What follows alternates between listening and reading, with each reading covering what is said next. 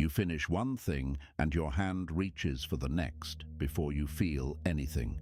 The email is sent, so you open the calendar. The call ends, so you check the phone.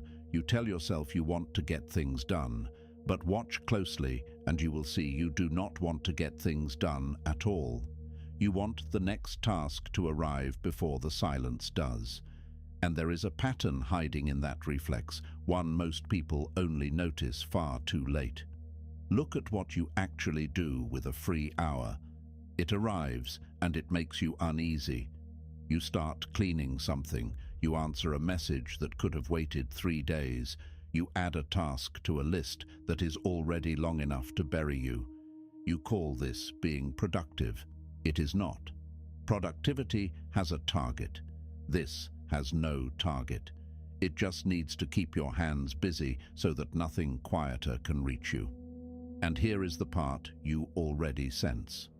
The busiest people you know are not the calmest. They are the most restless. They cannot sit through a meal without checking something. They fill every gap. Ask them how they are, and they say the same word every time. Busy, as if it were an answer, as if being occupied were the same as being alive. What busyness does, quietly, is keep a certain question from ever forming. The question of whether any of this matters to you, not to your boss, not to the people watching, to you. That question needs stillness to appear. And you have arranged your days so that stillness never comes. Every open moment gets filled before the question can lift its head. So the emptiness you feel is not a sign that you are doing too little. You are doing enormous amounts. The emptiness comes from doing all of it without ever asking why. The motion is real. The meaning underneath it was never checked. And a life can run for years on borrowed motion before anyone notices the meaning was left blank. Now, watch what happens when the motion stops on its own. A man works 60-hour weeks for a decade, then he gets sick or he gets laid off, or a project ends and nothing replaces it. Suddenly the calendar is empty and he doesn't feel free. He feels like he is falling. He reaches for his phone at 7 in the morning out of habit and there is nothing to check. That falling feeling is the thing he was outrunning the whole time.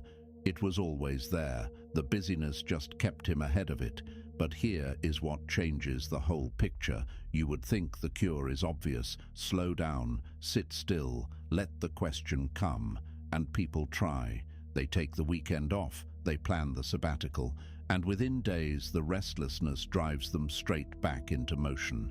Because the problem was never the schedule. The problem is that facing the question, honestly, is harder than any amount of work. Because the question does not just ask what you want, it asks what you have already spent. Look at a form that asks your age and feel the small jolt when you write the number. That number is not a warning about the future. It is a receipt for the past. It tells you how many years already went to the motion, and no amount of future effort buys those back. This is why the still moment feels unbearable. It is not empty. It is full of everything you have not looked at. So you go back. You take on the new project. You say yes to the extra role. You tell yourself this season is unusually demanding and next year will be different. It will not be different because the busyness was never about the work. It was about staying one step ahead of the receipt. And each time you choose it, you are not just filling a day. You are becoming a person whose whole identity is the running. That is the real cost. Not a wasted afternoon, a wasted capacity to be present for your own life. You become someone who cannot receive a good moment because he is already reaching for the next one. Your child talks to you and you are half listening, already planning tomorrow. The meaning was available. You were too occupied to be there when it passed.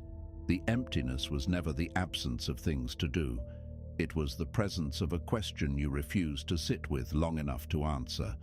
Busy people feel empty because they built a life loud enough to never hear it. Picture the desk.